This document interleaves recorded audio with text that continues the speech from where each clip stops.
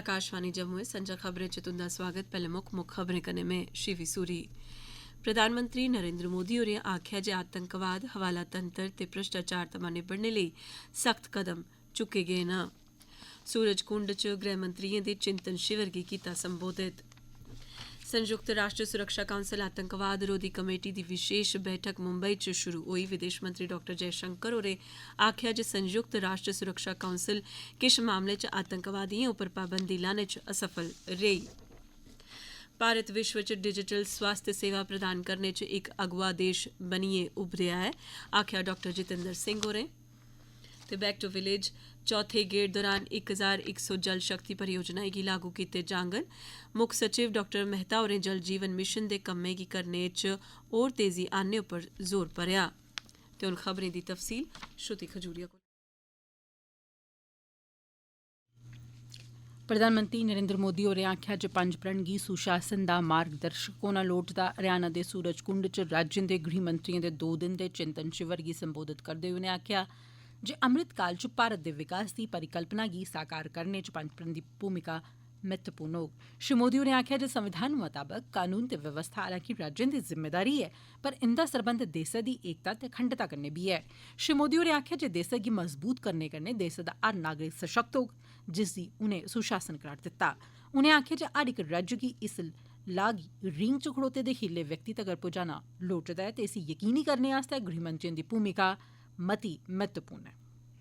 प्रधानमंत्री मोदी होरें आखेआ जे अपराध हून मुकामी नेईं ऐ ते अंतर्राज्यीय अंतर्राष्ट्रीय अपराध दियां घटनां बधा करदियां न। इस करी राज्य एजेंसिएं बश्कार ते केंद्र ते राज्य एजेंसिएं बश्कार परस्पर सहयोग महत्वपूर्ण होंदा जा करदा ऐ। उनें आखेआ जे भामें साइबर अपराध होऐ या हथियारें या नशीले पदार्थें दी तस्करी आस्तै ड्रोन तकनीक दा इस्तेमाल, सरकार गी इंदे कन्नै निब्बड़ने आस्तै नमीं तकनीक दी दिशा च कम्म करदे रौहने दी लोड़ ऐ। श्री मोदी होरें आखेआ जे स्मार्ट तकनीक दे मदद कन्नै कानून व्यवस्था गी होर बेहतर बनाया जाई सकदा ऐ। श्री मोदी होरें गलाया जे कानून व्यवस्था बनाई रखने आस्तै 24 घैंटे दा कम्म ऐ ते कुसै बी कम्म आस्तै व्यवस्था च सुधार करदे रौहना जरूरी ऐ। उनें दस्सेआ जे पिछले ब'रे च कानून व्यवस्था गी होर बेहतर बनाने आस्तै केई सुधार कीते गे न, जिंदे कन्नै शांति दा माहौल बनेआ ऐ। प्रधानमंत्री होरें आखेआ जे देसै नै आतंकवाद, हवाला नेटवर्क ते भ्रष्टाचार कन्नै निब्बड़ने आस्तै सख्त कारवाई कीती ऐ ते गैर कनूनी गतिविधिएं दी रोकथाम सरबंधी अधिनियम जनेह कानून आतंकवाद खिलाफ फैसलाकुन लड़ाई च व्यवस्था गी ताकत दिंदे न। फर्जी खबरें दा जिक्र करदे प्रधानमंत्री होरें आखेआ जिंदी प्रमाणिकता दी जांच करना जरूरी ऐ। उनें गलाया जे इसदे च प्रौद्योगिकी दी बड्डी भूमिका होग। श्री मोदी होरें आखेआ जे लोकें गी सनेह गी अग्गे पजाने सोयां पैहले उंदी पुष्टि आस्तै इस तंत्र दे बारै च जागरूक कीता जाना लोड़चदा। विदेश मंत्री डॉ एस जयशंकर होरें सारे मुल्खें थमां अपील कीती ऐ जे सियासी मतभेदें थमां बक्ख होइयै आतंकवाद कन्नै किट्ठे रलियै निब्बड़न। अपने संबोधन च विदेश मंत्री होरें आखेआ जे जिसलै आतंकवादिएं पर कारवाई करने दी गल्ल औंदी ऐ तां एह् मंदे भागें आह्ली गल्ल ऐ जे संयुक्त राष्ट्र सुरक्षा परिषद किश मामलें च कारवाई करने च असमर्था जाहिर करदी ऐ। डॉ जयशंकर होरें आखेआ जे असेंगी इकजुटता कन्नै एह् सनेहा देना लोड़चदा जे अंतर्राष्ट्रीय समुदाय आतंकवादिएं गी जवाबदेह ठैह्राने ते उनें न्याय दे कटघरे च खड़ेरने थमां बी पिच्छे नेईं हटोग। विदेश मंत्री होरें इस गल्ला पर नाखुशी जाहिर कीती जे 26/11 आह्ले आतंकवादी हमले दी साजिश रचने आह्ले ते उसदी योजना बनाने आह्ले मुक्ख षड़यंत्रकारी अजें बी सजा नेईं थ्होई ऐ। उनें गलाया जे हमला छड़ा मुंबई पर गै नेईं होआ हा, सगुआं एह् हमला विदेशियें पर बी होआ हा। उनें आखेआ जे किश खास मुल्खें दे नागरिकें गी निशाना बनाने थमां पैह्ले उंदी शिनाख्त बी कीती गेई। डॉ जयशंकर होरें आखेआ जे किट्ठे रलियै असेंगी एह् सनेहा देना लोड़चदा जे आतंकवाद कन्नै निब्बड़ने ते ओह्दे लेई जिम्मेदार लोकें गी जवाबदेह बनाया जा ते हमलावरें गी सजा बी होऐ। उनें आखेआ जे आतंकवाद मते सारे मुल्खें दिक्खेआ ऐ, पर एह्दी सब्भनें थमां मती कीमत भारत नै चुकाई ऐ। विदेश मंत्री होरें 5 सूत्री एजेंडा बी इस दौरान पेश कीता। बैठक दी शुरुआती सत्र गी संबोधित करदे होई संयुक्त राष्ट्र सुरक्षा परिषद दे अध्यक्ष माइकल मौसा होरें आखेआ जे आतंकवादी अपनी गतिविधिएं च क्रिप्टो करंसी ते सोशल मीडिया दा इस्तेमाल बधा करदे न। साढ़ी जवाबी कारवाई बी उंदे आसेआ अपनाई जा'रदी तकनीकें दे इस्तेमाल दे अनुकूल होनी चाहिदी। श्री मौसा होरें आखेआ जे आतंकवाद विरोधी गतिविधिएं कन्नै निब्बड़ने आस्तै बड्डा संकल्प होना चाहिदा ते सब्भनें सतहें पर इकजुटता कन्नै जवाबदेही करनी लोड़चदी। 26/11 आह्ली मुंबई आतंकवादी हमले च मारे गेदे लोकें गी श्रद्धांजलि देने मगरा विदेश मंत्री डॉ एस जयशंकर होरें आखेआ जे 14 ब'रे पैह्ले मुंबई च बन्ने पारा सोयां दिल दहलाने आह्ला आतंकी हमला होआ। उनें आखेआ जे भारत नै हमले दे साजिशकर्ताएं गी न्याय दे कटघरे च आह्नने दा जतन कीता। उनें गलाया जे 26/11 दे आतंकवादी हमले गी कदें बी भुलाया नेईं जाई सकदा। रूस दे राष्ट्रपति व्लादिमीर पुतिन होरें प्रधानमंत्री नरेंद्र मोदी हुंदी सराहना कीती ऐ। बलदाई इंटरनेशनल स्किडशन क्लब दे पूर्ण सत्र च श्री पुतिन होरें आखेआ जे श्री मोदी होरें भारत दी आजाद विदेश नीति तय कीती ऐ जिस करी लोकें दे हितें दी राक्खी होई ऐ। श्री पुतिन होरें आखेआ जे भारत पर कुसै चाल्ली दे प्रतिबंध लागू करने दे जतनें दे बावजूद श्री मोदी होरें साफ रुख अपनांदे होई भारती लोकें दे हितें च फैसले कीते। श्री पुतिन होरें आखेआ जे रूस ते भारत बश्कार खास सरबंध न जेहड़े नेड़मे ते गूढ़े सहयोग दी बुनियाद पर आधारित न। उनें आखेआ जे भारत ने रूस यूक्रेन संघर्ष दौरान अपना बिजन कुसै दे पक्ख लैते दे अपना रुख बरकरार रखेआ ऐ। प्रधानमंत्री नरेंद्र मोदी होरें बरतानिया दे हमरुतबा ऋषि सुनक हुंदे नै गल्लबात कीती। इक ट्वीट च श्री मोदी होरें आखेआ जे उनें श्री सुनक होरें गी बरतानिया दे प्रधानमंत्री दा औह्दा संभालने पर मुबारकबाद दित्ती ऐ। श्री मोदी होरें आखेआ जे ओह् दौनें मुल्खें बश्कार व्यापक सामरिक भागीदारी गी होर मजबूत करने लेई रलियै कम्म करङन। दौनें नेताएं इक व्यापक ते संतुलित मुक्त व्यापार समझौते दे तौले गै नतीजे दे महत्व पर बी पुज्जने दी सहमति जाहिर कीती। श्री सुनक होरें प्रधानमंत्री नरेंद्र मोदी हुंदा धन्नवाद कीता। बरतानिया दे विदेश सचिव जेम्स कैलवरी होर भारत आवा करदे न। ओह् अपने भारत दे दौरे दौरान बरतानिया ते भारत बश्कार दे रिश्तें पर गल्लबात करङन। ओह् 2008 च मुंबई च होए दे आतंकवादी हमले च मारे गेदे लोकें गी श्रद्धांजलि बी भेंट करङन। कल नमीं दिल्ली च पुज्जङन ते सुरक्षा कौंसल दी विशेष बैठक च भाषण बी देङन। उंदा विदेश मंत्री डाक्टर एच ए शंकर हुंदे कन्नै मलाटी करने दा बी कार्यक्रम ऐ। लोकें दिएं मुश्कलें ते दिक्कतें परेशानिएं गी सुनने ते विकास सरबंधी मामलें बारै जानने लेई बैक टू विलेज प्रोग्राम 4 तैह्त केंद्र शासित प्रदेश दे केईं सारे अफसर ते अधिकारी उधमपुर दी बक्ख बक्ख पंचायतें च जा करदे न।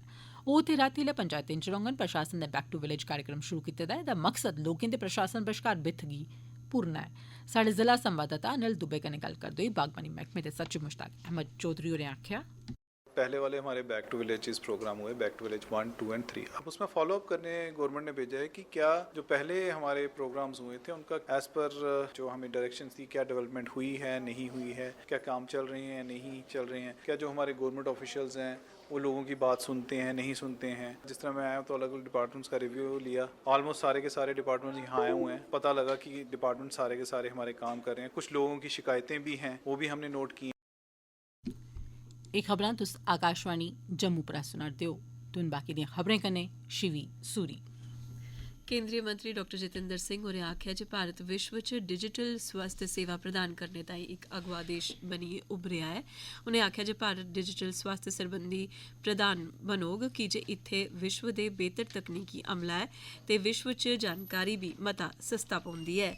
जिस ताईं 100% पुज्ज होग। नमीं दिल्ली च पैह्लकी global digital health summit expo and innovation awards कार्यक्रम च संबोधित करदे होई डॉक्टर सिंह होरें आखेआ जे हाल च गै 5G दे शुरू होने कन्नै मुल्खै च डिजिटल सेहत संभाल प्रणाली च नमीं क्रांति औग। उनें आखेआ जे कोविड-19 दौरान समूलचे विश्व ने भारत दी इस प्रधानता गी पहचानी लैता ऐ। साढ़े संवाददाता ने दस्सेआ जे एह् सम्मेलन डिजिटल सेहत च कम्म करने ताईं कुल संसारी धारे कन्नै भ्याल ते कन्नै गै अमरीका दी इंटरनेट गवर्नेंस फोरम आसेआ सह मेजबानी कीती गेई ही। 35 देशें दे कोई 1500 प्रतिनिधियें इस च हिस्सा लैता। सेहत मंत्री डॉक्टर मनसुख मांडविया होरें वैश्विक स्वास्थ्य सेवा व्यवस्था फिट फॉर पर्पज बनाने दी जरूरत गी दोहराया ऐ।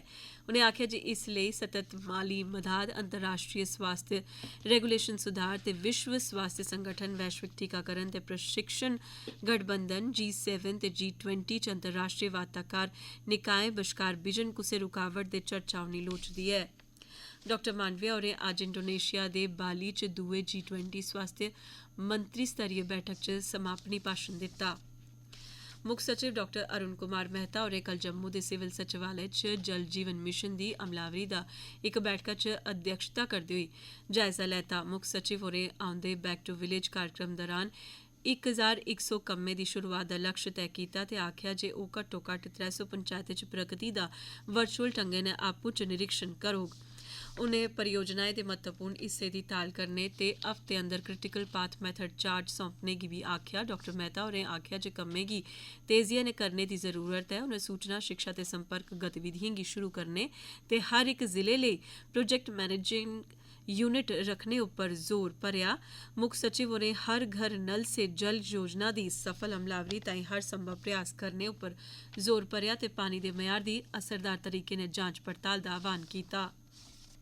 जम्मू कश्मीर ग्रामीण आजीविका मिशन आजीविका दे मौके ते ग्रामीण महिलाएं गी आत्म निर्भर बनाने ते माने कन्नै जीने दा मौका देआरदा ऐ JKRLM गी उम्मीद दे नां कन्नै बी जानेआ जंदा ऐ जिस कन्नै जम्मू कश्मीर दी महिलाएं गी प्रगतिशील ते स्वरोजगार उद्यमी बनारदा ऐ। मिशन दा मुक्ख मकसद गरीबी गी खत्म करना ते खलके स्तर थमां गरीबें गी माने कन्नै जीने दा जरिया प्रदान करना है ते उंदी आमदन गी बेहतर बनाना है। श्रीनगर दे वुमन हार्ट च आप मदादी किट्ठें दे मिंबरें लेई अपने उत्पाद ते सेवाएं गी प्रदर्शित करने दा इक मंच थ्होग। हर ब'रे कोई घट्टोघट्ट कोई 5000 महिलाएं गी अपने उत्पाद प्रदर्शित करने दा मौका थ्होग। ग्रामीण अर्थव्यवस्था गी मजबूत करने ते नौजवानें ते महिलाएं गी सिद्धे ते अपरोक्ष रोजगार मौके राएं सशक्त करने लेई जम्मू कश्मीर प्रशासन ने कोई 181 ग्राएं गी शैल सनाकड़े शलैपे ते सांस्कृतिक शलैपे गी मता खूबसूरती बधाने ताईं सैलसफा थाह्र बनाने लेई TVDP तैह्त ताल कीती ऐ। ते अखीरै च खास खबरां इक बारी परतियै प्रधानमंत्री नरेंद्र मोदी होरें आखेआ जे आतंकवाद हवाला तंत्र ते भ्रष्टाचार थमां निब्बड़ने लेई सख्त कदम चुके गे न। सूरजकुंड च गृहमंत्रियें दे चिंतन शिविर गी कीता संबोधित। संयुक्त राष्ट्र सुरक्षा काउंसल आतंकवाद रोधी कमेटी दी विशेष बैठक मुंबई च शुरू होई। विदेश मंत्री डॉ एस जयशंकर होरें आखेआ जे संयुक्त राष्ट्र सुरक्षा काउंसल किश मामलें च आतंकवादियें उप्पर पाबंदी लाने च असफल रेही ऐ। भारत विश्व च डिजिटल स्वास्थ्य सेवा प्रदान करने च इक अगुआ देश बनियै उभरेआ ऐ आखेआ डॉ जितेंद्र सिंह होरें ते बैक टू विलेज चौथे गेड़ दौरान 1100 जल शक्ति परियोजनाएं गी लागू कीता जाग। मुक्ख सचिव डॉ मेहता होरें जल जीवन मिशन दे कम्मै गी करने च होर तेजी आनने उप्पर जोर भरेआ। ते एह्दे कन्नै गै खबरें दा एह् बुलेटिन समाप्त होआ।